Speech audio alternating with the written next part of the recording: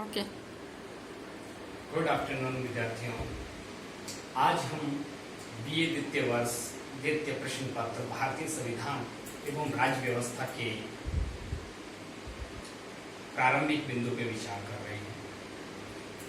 एक स्वतंत्र देश किसी न किसी रूप में संविधान रखता है। वो लिखित अलिखित कैसा भी हो सकता है, बड़ा छोटा हो सकता है। इसी तरह जब भारत की आज़ादी का आंदोलन चल रहा था तो उसके साथ साथ ये विचार भी कहीं न कहीं चल रहा था कि आज़ादी के बाद भारत का संविधान कैसा होगा, कैसे इसे बनाया जाएगा, कौन इसे बनाएगा। इसके लिए सबसे पहला प्रयास बाल गंगाधर तिलक के द्वारा वर्ष 1895 में स्वराज्य विधेयक के रूप में किया गया। उसके बाद 1922 में महात्मा गांधी ने यह कहा कि भारत का संविधान भारतीय लोग ही तैयार करें। एक तरह से ये ब्रिटिश आधिपत्य को हटाने, उसके उन्मूलन की तरफ ले जाने वाला एक शुरुआती प्रयास कहा जा सकता है। उसके बाद 1938-1939 के कांग्रेस के अधिवेशन में भी इसी विचार को आगे बढ़ाया गया। आगे चलकर द्वितीय विश्व युद्ध की समाप्ति के उपरांत कैबिनेट मिशन, जिसने भारतीय संविधान कैसे बनेगा, कौन इसे बनाएगा, इसके विषय में कुछ आधारभूत नियम तय किए, जिसमें सबसे पहला नियम था कि भारत का संविधान भारतीय लोग ही बनाएंगे। प्रत्येक 10 लाख की जनसंख्या पर एक संविधान सभा का सदस्य चुना जाए। इस तरह से शुरुआत में संविधान सभा के लिए 389 सदस्यों का चयन किए जाने की रूपरेखा तैयार की गई, जिसमें ब्रिटिश भारत के सदस्यों का चयन वहां की विधानमंडलों के द्वारा, जबकि देशी रियासतों के सदस्यों का चयन समझौता समिति और वहां के जो शासक थे उनके मध्य आपसी सलाह परामर्श के द्वारा किया जाता था। लेकिन इसी बीच भारत एक दुविधा में फंसा हुआ था।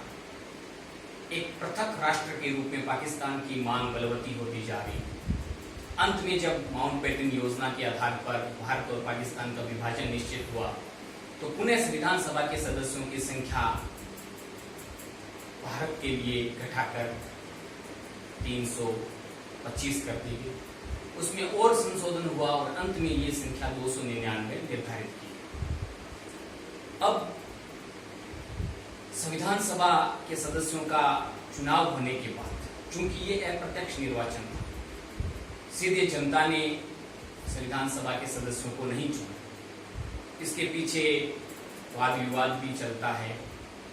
एक वर्ग ये मानता था कि संविधान सभा प्रतिनिधात्मक संस्था नहीं है, क्योंकि इसका चयन आम जनता ने नहीं किया। लेकिन अगर हम उस समय की परिस्थितियों को देखें, समझें, तो ये उचित जान पड़ता है कि ऐसे विभाजनकारी दौर में जब देश एक बहुत बड़ी विपदा में था, आम चुनाव करवाया जाना संभव नहीं था। और अगर हम बाद के चुनावों पे गौर करें, 1952 में जब भारत में प्रथम आम लोकसभा के चुनाव हुए तो लगभग सभी संविधान सभा के सदस्य जिन्होंने चुनाव लड़ा विजयी रहे। तो ये इस बात का सबूत कहा जा सकता है कि संविधान सभा के सदस्यों को जनता का बहुमत प्राप्त था, जनता का समर्थन प्राप्त था। सबसे पहले 9 दिसंबर 1946 को संविधान सभा की प्रारंभिक बैठक बुलाई गई, जिसमें वरिष्ठता के नाते सच्चिदानंद सिन्हा को अस्थायी अध्यक्ष के रूप में चुना। 11 दिसंबर 1946 को स्थायी अध्यक्ष का चुनाव हुआ। डॉक्टर राजेंद्र प्रसाद, जो बाद में भारत के प्रथम राष्ट्रपति भी बने, संविधान सभा के अध्यक्ष चुने। ध्यान रखें, अस्थायी अध्यक्ष सच्चिदानंद सिन्हा, जबकि स्थायी अध्यक्ष के रूप में डॉक्टर राजेंद्र प्रसाद। उसके बाद में पंडित जवाहरलाल नेहरू ने उद्देश्य प्रस्ताव के रूप में संविधान सभा के शुरुआती कार्य, उद्देश्य और जो लक्ष्य थे उनकी एक रूपरेखा प्रस्तुत की। 22 जनवरी 1947 को उद्देश्य प्रस्ताव को पास किया गया, जो वर्तमान संविधान की प्रस्तावना को ही इंगित करता है। उसके बाद चूंकि देश का विभाजन निर्धारित हुआ, संविधान सभा के सदस्यों की संख्या घटी और अंत में अगस्त 1947 में जब संविधान सभा के सदस्यों की संख्या 299 निर्धारित हुई, तो आगे का काम सुचारू ढंग से संपादित करने के लिए प्रारूप समिति का गठन किया, जिसके अध्यक्ष डॉक्टर भीमराव अंबेडकर को बनाया। बहुत सी बार हम यहाँ पे कंफ्यूज हो जाते हैं कि संविधान सभा के अध्यक्ष कौन थे और प्रारूप समिति के अध्यक्ष कौन थे।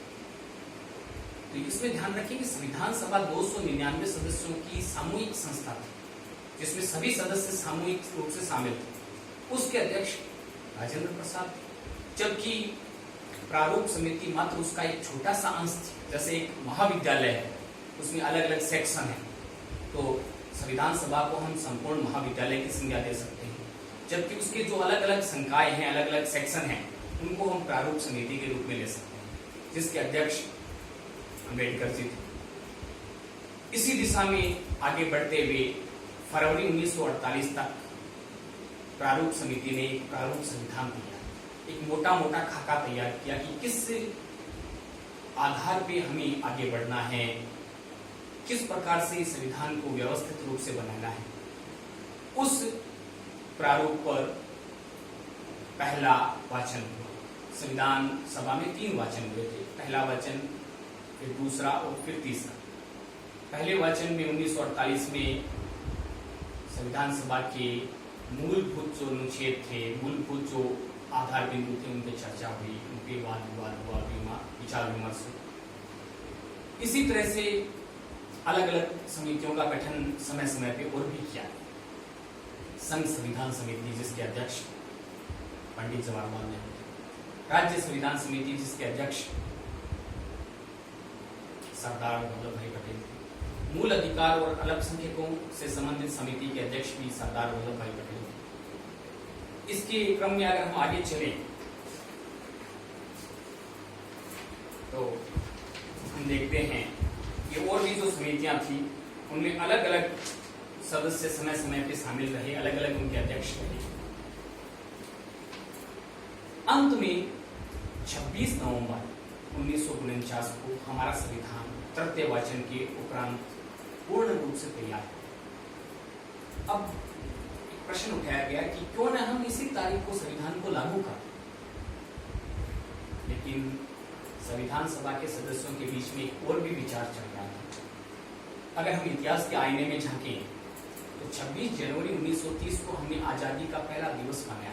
हालांकि तब तक हम आजाद नहीं थे, लेकिन रावी नदी के तट पर पहली बार तिरंगा इसी दिन फहराया गया। उस दिन को यादगार बनाने के लिए हमने सोचा कि आजादी प्राप्त करना तो हमारे बस में नहीं था कि किस तारीख को हमें आजादी मिली।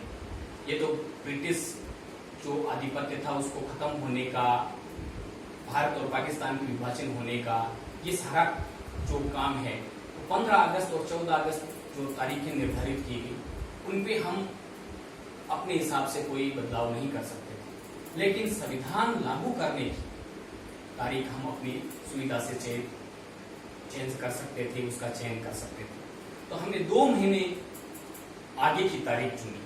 वो तारीख थी 26 जनवरी, क्योंकि 26 जनवरी का दिन हमारे लिए इतिहास में बहुत महत्वपूर्ण था। पहली बार आजादी का दिन हमने इसको मनाया था। 26 जनवरी 1950 को हम गणतंत्र के रूप में लागू हुए, हमारा संविधान लागू हुआ। भारत एक लोकतंत्र के साथ गणतंत्र भी बना। आजादी का दिन अलग था, गणतंत्र का दिन अलग था। उससे पहले 24 जनवरी को संविधान सभा की अंतिम बैठक आयोजित की गई। 284 सदस्यों ने संविधान के 3 अलग अलग जो पुस्तकें थी, 2 अंग्रेजी भाषा में थी, 1 हिंदी भाषा में थी, उन पे हस्ताक्षर की। तो संविधान सभा के सदस्य 299 जरूर थे, लेकिन अंतिम रूप से हस्ताक्षर हमें 284 सदस्यों के ही मिलते हैं। और 25 जनवरी को निर्वाचन आयोग का गठन हुआ। 26 जनवरी को एक गणतंत्र के रूप में भारत